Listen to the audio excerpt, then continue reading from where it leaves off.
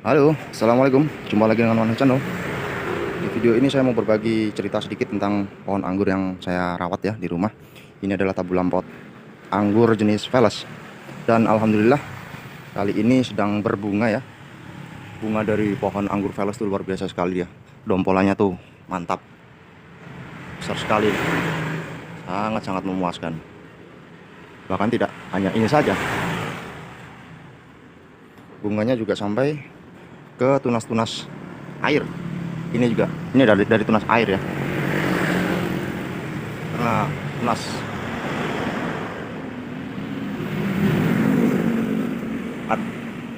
karena ini mata batnya juga belum pecah, dan ini dari tunas air dia membawa bunga. Meskipun bunganya dari tunas air, tapi lumayan besar ini. Ada 2 klaster pula di sini. Di atasnya juga sama, dia dari tunas air.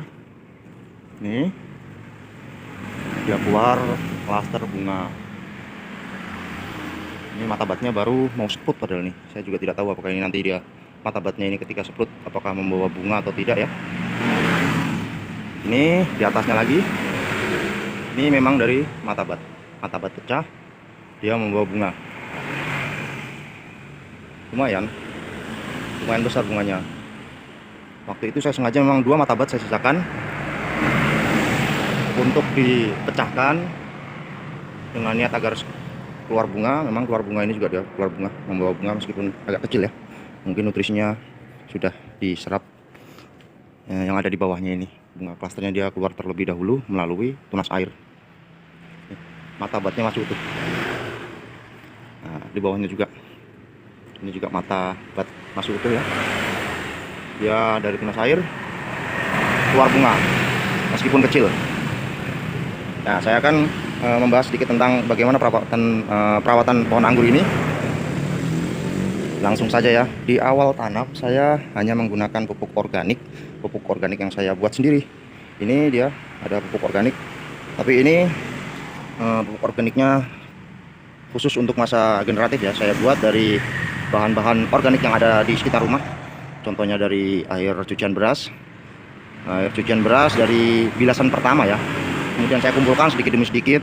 Kemudian saya beri dengan kulit buah-buahan seperti mangga, pisang, kemudian jeruk, apel, pokoknya kulit buah-buahan atau daging dari buah-buahan juga saya masukkan ke dalam sini. Kemudian saya fermentasi selama beberapa minggu.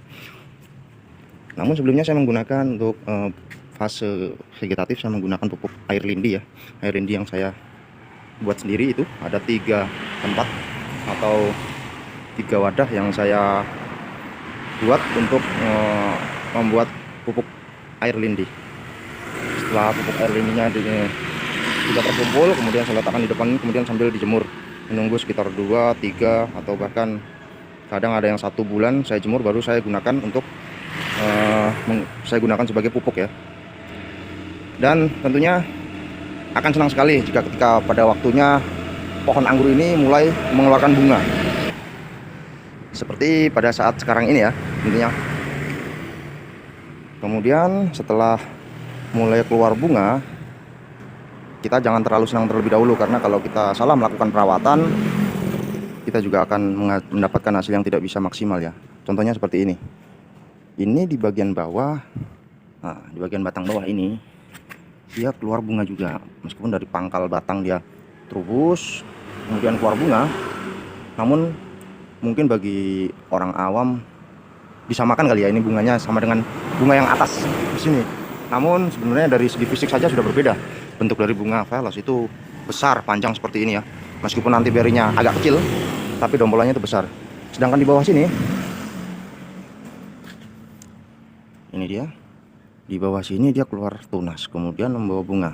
Saya sarankan untuk bunga yang ada di bawah ini dihilangkan saja.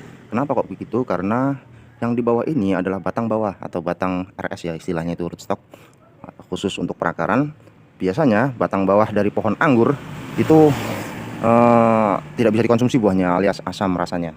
Jadi untuk pencegahan pencurian nutrisi atau pembuangan nutrisi yang sia-sia, lebih baik ini dibuang saja. Oke, saya akan buang batang dari bawah ini ya, digunting saja, karena ini adalah batang RS yang mengeluarkan bunga. Ini jenis varian RS nya, menggunakan Red Master ini.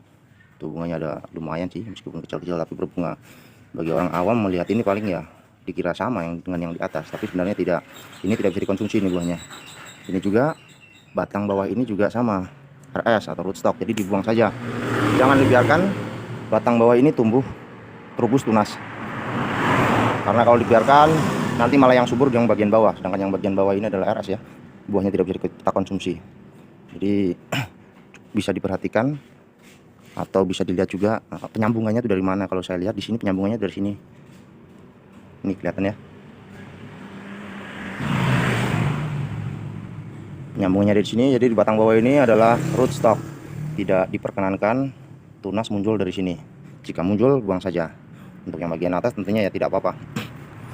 Kemudian lanjut setelah masuk ke proses pembentukan bunga atau klaster seperti ini. Klaster sudah terbentuk. Jika kalian ingin mendapatkan hasil yang lebih baik lagi, saya biasa melakukan proses pencelupan GA3 ya.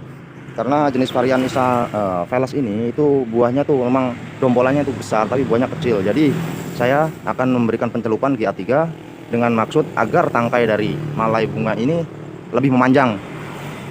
Agar nanti ketika buah berinya membesar itu ada jarak lah, tidak terlalu berdesak-desakan yang bisa menyebabkan crack buah atau pecah buah. Saya akan melakukan proses pencelupan GA3. Ini saya sudah menyiapkan GA3-nya. Untuk GA3 sendiri saya menggunakan ini ya. Ini bukan bermaksud untuk promo, tapi hanya sekedar info saja. Saya menggunakan merek ini dengan dosis. Di sini sudah ada dosisnya. Kok ngeblur ya? Gimana nih? Dosis 1 tetes 5 ppm. Jadi larutkan 5 tetes per liter air. Ini dalam wadah ini ada sekitar 900 ml. Ya anggaplah 1 liter air ya. Kita berikan 5 tetes seperti ini. 1, 2, 3, 4, 5. Oke, cukup. Jangan terlalu berlebihan memberikan GA3 karena nafsu yang menggebu-gebu ingin buahnya panjang ya. Tangkai dari buahnya panjang, tapi jika kita memberikan GA3 bisa jadi itu malah over ya. Overdosis, yang ada malah nanti buahnya apa itu mengkerut atau ya meninggalkan bekas lah, meninggalkan bekas pada buah, jadi buahnya tidak mulus. Nah, setelah kita aduk dirasa sudah larut, baru kita mulai melakukan pencelupan. Oh ini tangan, kalau tangan satu agak repot ini ya. Gimana nih? Maaf nih, saya satu megang kamera, satu megang pencelupan ini, jadi agak repot. Saya akan off-kan dulu kameranya ya. Wah, pada rontok tuh kan. Saya akan off-kan dulu. Oke, sudah saya lakukan pencelupan GA3 karena faktor kondisi tangan kurang leluasa ya dalam pencelupan GA3. Jadi saya off-kan dulu tadi kameranya, namun sudah saya lakukan semua. Dan untuk selanjutnya yang perlu kita perhatikan ketika pohon anggur kita sedang berbuah lebat seperti ini, diperhatikan juga tentang proporsionalnya ya. Ibaratnya seperti ini, dengan batang utama masih kecil seperti ini, jika kita pelihara semua dompolan-dompolan besar seperti ini, itu tidak proporsional sepertinya. Jadi saya rasa nanti kedepannya akan saya lakukan seleksi buah atau seleksi atau pruning pembuahan ya, pruning bunga. Ini nanti akan saya pangkas beberapa bunga yang sekiranya terlalu berdesakan, karena dilihat dari batangnya masih kecil, saya agak takut. Selain itu juga media dari pohon anggur ini hanya ada di dalam pot kecil ya. Ini ukuran berapa ya? 45 mungkin, 45 ada atau tidak, aku lupa saya ukurannya dulu waktu mau beli. Berapa ukurannya saya lupa, tapi yang jelas ini tidak terlalu besar. Mungkin hanya sekitar 2 jengkal. Sekitar 2 jengkal diameter atas dari pot ini, dan ketinggiannya mungkin hanya sekitar 1,5 jengkal ya. Jadi media tanam kurang. Kalau kita pelihara bunga semuanya, takutnya nanti malah kasihan pohonnya. Bisa jadi stres setelah pembuahan, malah pohonnya bisa jadi stres. Jadi untuk menanggulangi itu saya sesuaikan saja dengan kondisi pohon. Karena pohon masih kecil, bunga jangan berlebihan. Kalau stres malah nanti meninggal, bisa repot ya. Sayang kita sudah merawat sejak awal dari masa vegetatif hingga generatif, pembuahan, setelah buah kok malah mati nanti. Dan selanjutnya setelah saya melakukan pencelupan GH3, oh ya, untuk pencelupan GH3 saya sarankan dilakukan di sore hari ya, ketika matahari tidak terlalu panas, agar proses penyerapan atau pencelupan itu bisa maksimal dan mengurangi penguapan yang berlebihan. Kalau dilakukan pada siang hari kayaknya kurang efektif ya. Jadi saya sarankan untuk melakukan pencelupan GH3 pada sore hari. Selanjutnya ini saya memberikan pupuk generatif, pupuk hasil dari pembuatan fermentasi sendiri, karena organik itu jelas ramah lingkungan. Dengan sistem organik itu kita menghidupkan media tanam.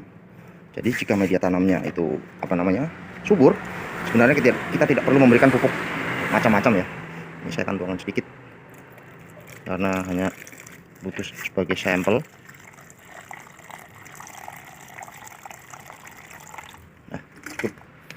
Saya memberikan dosis sekitar setengah gayung. Organik itu tidak ada takaran pasti, tapi perlu uji dan penelitian. Jadi saya menggunakan setengah gayung ini dengan air sebanyak kurang lebih 5 liter. Dan ini nanti tentu saja akan saya berikan ke tanaman yang lain juga, tidak di satu pot ini ya. Setelah diaduk sempurna, kita siramkan. Di sini saya menyiramkan cukup satu gayung saja, karena media tanamnya tidak terlalu besar ya, hanya di pot seperti ini. Cukup satu gayung. Dan sebelum saya siram menggunakan pupuk generatif ini, saya juga sudah menyiram dengan air biasa, atau istilahnya melakukan terapi air terlebih dahulu ke media tanam. Jadi istilahnya kalau media tanamnya sudah basah, baru setelah itu kita berikan pupuknya agar bisa terserap lebih. Untuk pembuatan pupuk organik cair dari buah-buahan dan juga air cucian beras, saya akan buat videonya sendiri ya nanti. Silahkan dilihat jika kalian ingin mencobanya, karena saya rasa efek dari pupuk organik ini sangat luar biasa. Aplikasi hampir sama seperti pupuk organik, pupuk pada umumnya ya, 1 minggu sekali pemberian pupuknya selama 4 kali, kemudian setelah itu pangkas dan sprut seperti ini. Luar biasa. Baiklah, saya rasa cukup sekian ya informasi dari saya, semoga bermanfaat. Saya akan update lagi di kemudian hari perkembangan dari pembuahan anggur Thales. Sampai jumpa di video selanjutnya, semoga bermanfaat. Wassalamualaikum warahmatullahi wabarakatuh.